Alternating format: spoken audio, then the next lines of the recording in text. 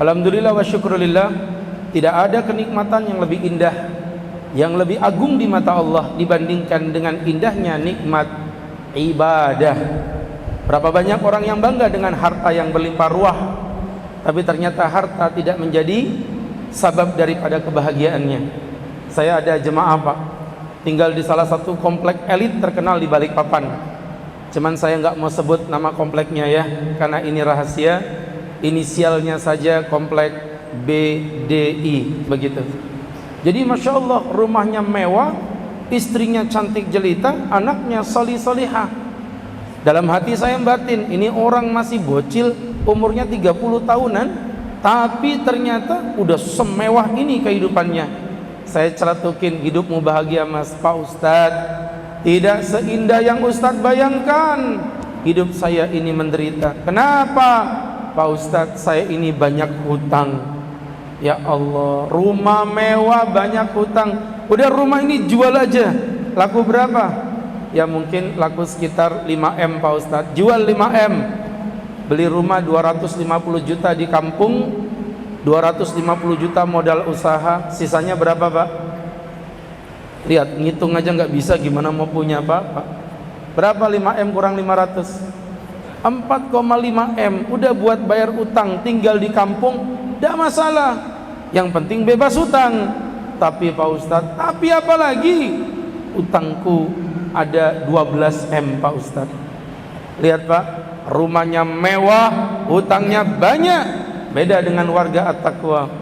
Rumah boleh sederhana, hutang banyak juga ya. Kelihatan potongan wajahnya. Kalau diceramain ngantuk itu biasanya tidak punya duit Pak. Jadi ternyata bukan ini yang buat bahagia. Kebahagiaan itu letaknya bukan di sini Pak. Apa ini? Dompet bukan. Bahagia itu ada di sini. Apa ini? Kantong ya. Hati. Nah, ibadah itulah yang membuat bahagia. Ramadan tiba, kita bergembira menyambut datang Ramadan sebagai sebuah anugerah. Pertanyaannya bukan itu. Kita semua dapat Ramadan pasti, tapi masalahnya apakah Ramadan kita ini diterima sama Allah atau tidak? Maka 5 poin yang harus Bapak pegang hati-hati. Yang pertama, syarat diterimanya amal ibadah adalah iman yang khalis, iman yang tulus. Maka perbuatan syirik apapun yang ada di dalam diri kita, keyakinan Bapak terhadap dukun, keyakinan Bapak terhadap khurafat, penyimpangan dalam berfikir akan menghanguskan amal ibadah kita. Hati-hati bapak-bapak, la in asyrakta la yahbatanna amaluka. Kalau engkau berbuat syirik, Allah akan menistakan semua amal ibadahmu. Jadi yang masih percaya dengan dukun, ya Allah, ya Pak, dagang enggak laris pakai pengelaris, muka enggak laku pakai pelet. Tahu pelet? Biasanya ketemu cewek cantik, itu pelet namanya. Apa itu? Melet. Melet itu burung yang liurnya mahal. Burung apa itu? Oh, walet. Walet bukan yang buat ngikat bungkusan itu Pak. Atas Bapak aja lah sudah ya. Jadi teman-teman, imannya diluruskan. Khalis, kita minta sama Allah, Ramadan bulan penuh berkah. Punya hajat jangan pergi ke dukun. Makanya kenapa dukun dipanggil orang pintar? Itu karena yang datang bego-bego. Ya. Jadi Bapak jangan mau jadi orang yang bodoh, harus pintar minta sama Allah. Qabul apapun yang Allah minta. Ramadan bulan doa Pak. Bapak mohon maaf, Al-Baqarah 183 sampai 187 ini ayat puasa. Uniknya di tengah-tengah disisipin ayat doa. Wa idza sa'alaka ibadi anni fa inni qarib. Jika hambaku bertanya di mana aku berada, katakan aku dekat dengan mereka Muhammad. Ujibu da'wata da'i idza da'an. Aku kabulkan apapun yang mereka minta. Jadi bertauhid kepada Allah. Yang kedua, syarat diterimanya amal ibadah adalah ikhlas.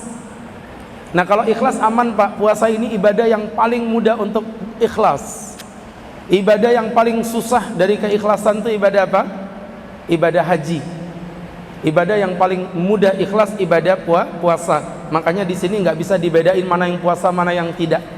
Orang sholat kelihatan gerakannya, orang zakat kelihatan duitnya, orang haji kelihatan kopiahnya, orang puasa kelihatan apanya?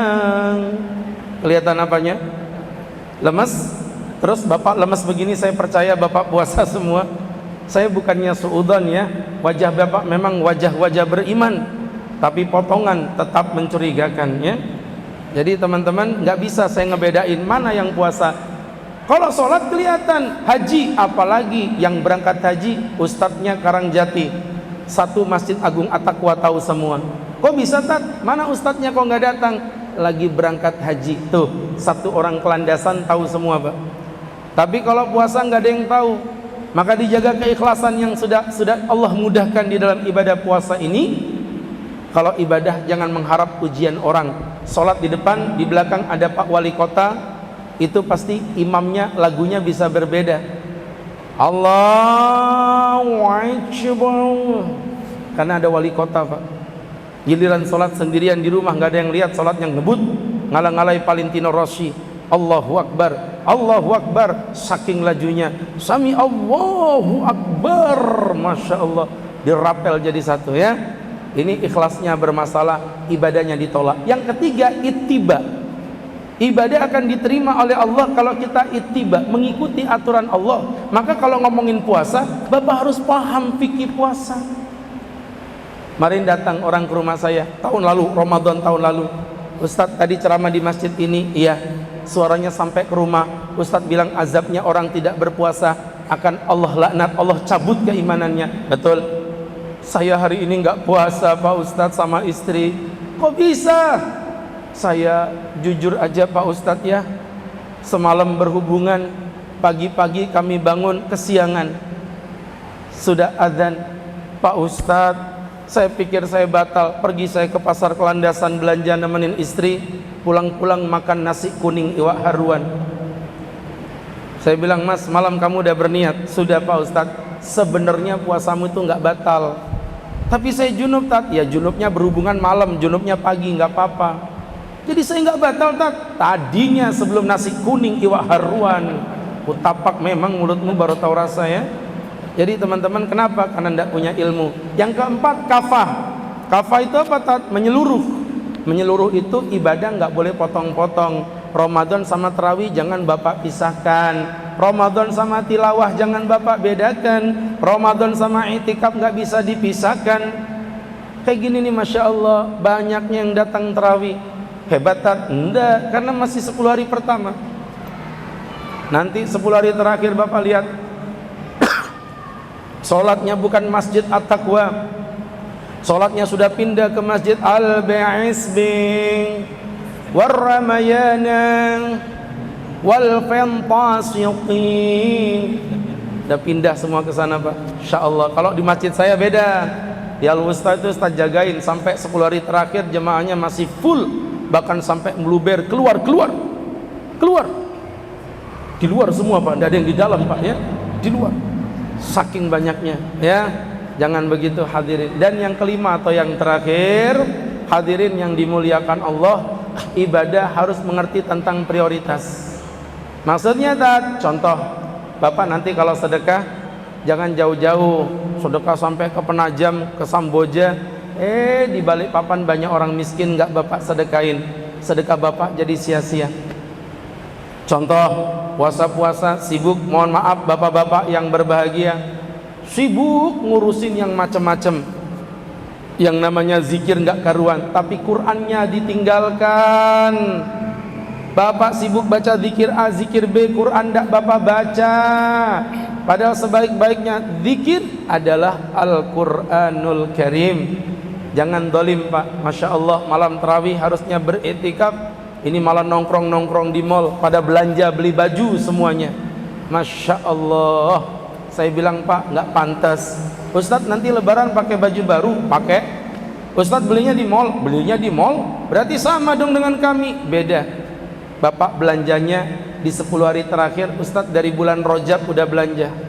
Serius. Istri saya tanyain kalau ketemu, Mi udah beli baju? Kamu sudah beli? Aman Bi.